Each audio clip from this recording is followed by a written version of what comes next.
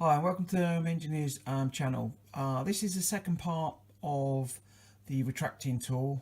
The first one was on the internal bore. This is now on the external threading. What I'm also going to do is I'm going to set up a backstop. This is my backstop here. It's very simple. It's got a countersunk screw in this end and it's been turned, a bit of square bar has been turned to the right shape, and a grub screw then in the back. As you screw that down, it just lifts it up to lock it into the back. So I'll just show you. So it goes in the back. Oh, and the other two like washers are locked on just to stop the thing from whipping. Right. Push it into there.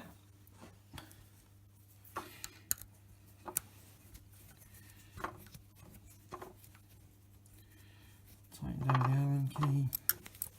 Hopefully you'll be able to just see that raising up. There we go. It doesn't have to be that tight because that's really locked in there nice and tight. Then on the opposite side,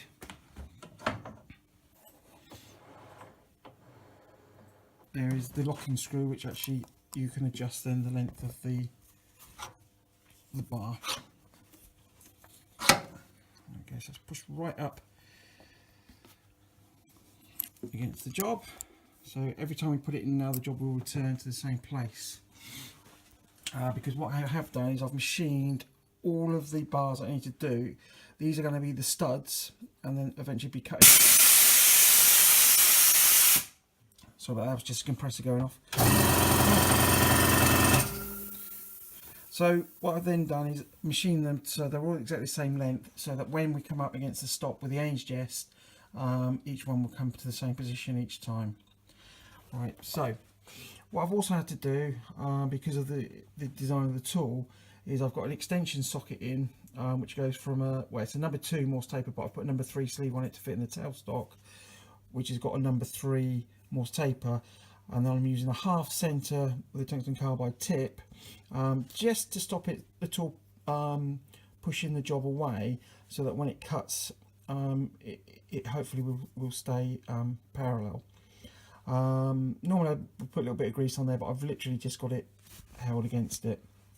I probably will just drop a little bit of oil on it. I've already set the tool to move in. Let me show you.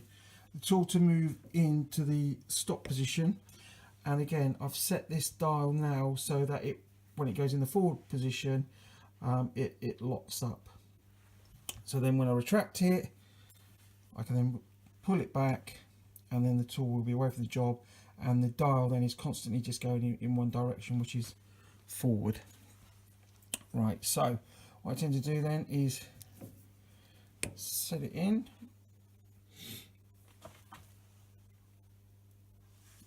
I've set the dial to 0, and I will then just put on the first cut of say 0.2 just to test it.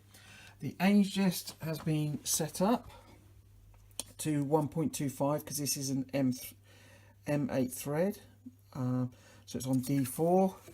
So we go into here now. This is now on D, and as before on the last video, the line is lined up. Shadow on that is on 4, and we come over to the gearbox on the actual lathe, and we find 1.25 is a LS3Y, so it's in the low ratio, which my machine generally is in.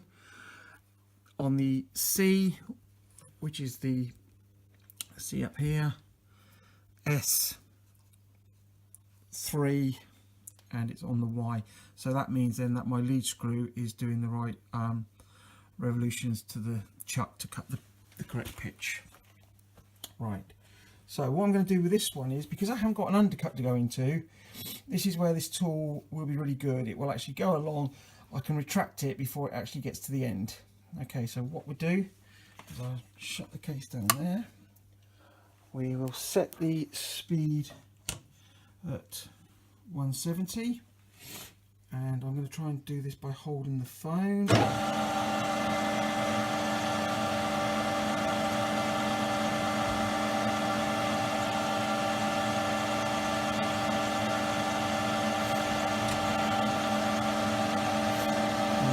do is I'm going to retract it just as it gets towards the end.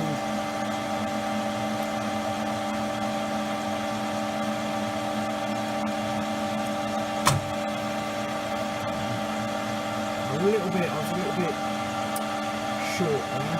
Right. So wind it forward again, put another cut on, engage the Ainjest.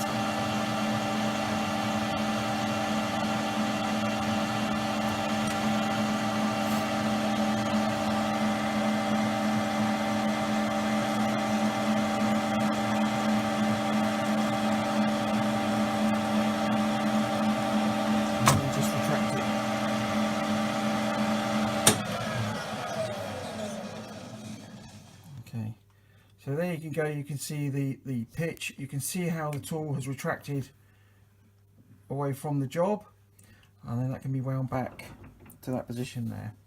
I won't bore you with all of the screw cutting of that thread, so what I'll do now is finish this one and then I'll restart the video so you can see the end product. Okay, so the thread's been cut and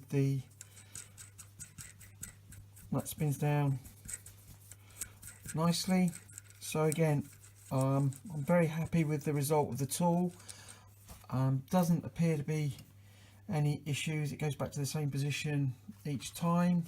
So thank you very much for watching, and if you enjoyed this video, please subscribe to my channel. Thank you very much.